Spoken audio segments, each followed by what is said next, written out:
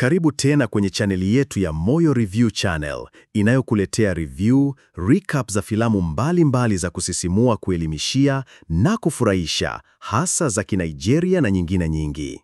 Usiache kusubscribe, turn on notifications kwa kugusa alama ya kengele upande wa kulia ili uwe wa kwanza kupata video zetu.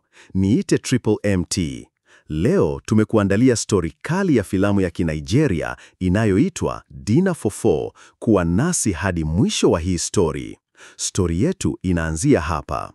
Katika nyumba tulivu ya kifahari jijini Lagos, tunakutana na wanandoa waliodumu kwenye ndoa kwa miaka kadhaa. Daniel, mwanaume mwenye sura ya upole lakini aliyejaa hekima, na Tenny, mke wake mzuri ambaye anaonekana kuwa mfano wa mwanamke wa kipekee. Jioni moja ya weekend, wanapanga chakula cha usiku cha kirafiki, wakialika marafiki wao wawili wa karibu kwa Dinner for Four.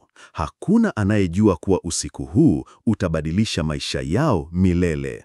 Wageni wanawasili. Kemi, rafiki wa zamani wa Tenny, ambaye ni mwanamke mwenye mvuto na maamuzi makali, na Jide, mwanaume anayejulikana kwa tabasamu lake na ucheshi wa hali ya juu, ambaye pia ni rafiki wa muda mrefu wa Daniel. Mara baada ya salamu na mvinyo wa kwanza, hali inaonekana ya kawaida tu. Kila mtu anaonekana mchangamfu na mazungumzo yanakuwa mepesi: michezo, kazi, maisha na mapenzi. Lakini chini ya vicheko hivyo kuna hali ya sintofahamu. Kamera inatupeleka kwenye nyuso zenye tabasamu la kinafiki, macho yanayochunguzana na vidokezo vya maneno yasiyosemwa kwa sauti. Wakati mazungumzo yanavyoendelea, tunagundua kuwa kuna historia ya kimapenzi kati ya baadhi yao ambayo haijawahi kufungwa rasmi. Kemi anamtazama Daniel kwa macho ya ajabu, si tu kwa kuwa ni mume wa rafiki yake, bali kuna kitu zaidi.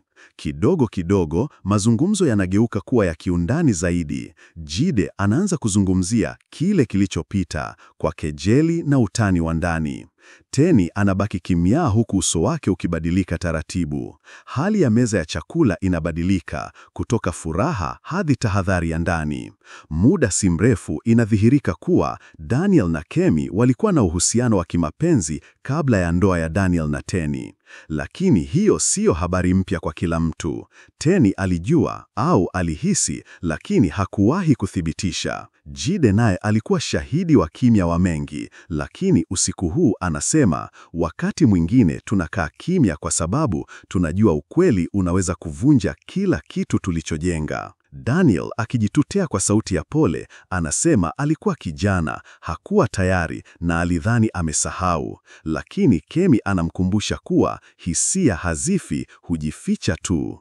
Sasa Tenny anajikuta katikati ya mvutano wa kihisia, kati ya mwanamume anayempenda na rafiki aliyemsadiki kwa muda mrefu. Jide, ambaye muda mwingi amekuwa mchangamfu, ghafla anabadilika. Anasema kuwa yeye pia ana jambo la kusema. Anafichua kuwa yeye na Tenny waliwahi kuwa na uhusiano wa muda mfupi kabla hajamjua Daniel. Lakini kwa sababu ya heshima kwa rafiki yake, aliamua kuachia. Sasa kila mmoja kwenye meza hiyo anakuwa na jambo la kuficha ambalo linatoka hadharani. Mikono ya Tenny inaanza kutetemeka. Anasimama na kusema kwa sauti ya huzuni, hii siyo chakula cha jioni, hii ni mazishi ya uaminifu. Machozi yanamtoka. Daniel anasimama kumfuata, lakini anaambiwa akae chini. Leo tusikimbie, tuvunje ukuta huu wa unafiki. Kemi anaweka wazi kuwa hakuja kuharibu ndoa, bali kutafuta closure, mwisho rasmi wa kilichobaki ndani yake. Anasema mapenzi siyo doa linalofutika kwa sabuni, yatabaki hata kama yamekauka. Daniel anaomba msamaha hadharani, lakini Tenny hamuelewi. Anasema msamaha si dawa ya usaliti. Dakika zinavyozidi kusonga, tunawaona wanne hao wakiwa wamevunjika moyo, wamefunguka lakini bado wamefungwa. Hakuna aliyedhani kuwa usiku mmoja wa chakula ungekuwa mwanzo wa mwisho wa urafiki wa miaka mingi. Mwisho wa usiku unakaribia. Daniel na Tenny wanabaki kimya, kila mmoja akitafakari maamuzi yake. Kemi anaondoka akiwa mnyonge lakini mwepesi. Jide anamwangalia Daniel na kusema, wanaume kama sisi hujenga kwa miaka 10 lakini huangusha kwa sentensi moja tu. Kamera inaelekea kwenye taa za dining table zinazozimwa moja baada ya nyingine. Kelele ya mwisho ni ya mlango unaofungwa na mwishowe giza linasalia. Hii ni hadithi ya Dinner for Four, chakula cha jioni kilichogeuka kuwa kisanduku cha siri na meza iliyokuwa ya marafiki ikawa uwanja wa vita. Usisahau kusubscribe, pia turn on notifications kwa kugusa alama ya kengele upande wa kulia ili uwe wa kwanza kupata video zetu.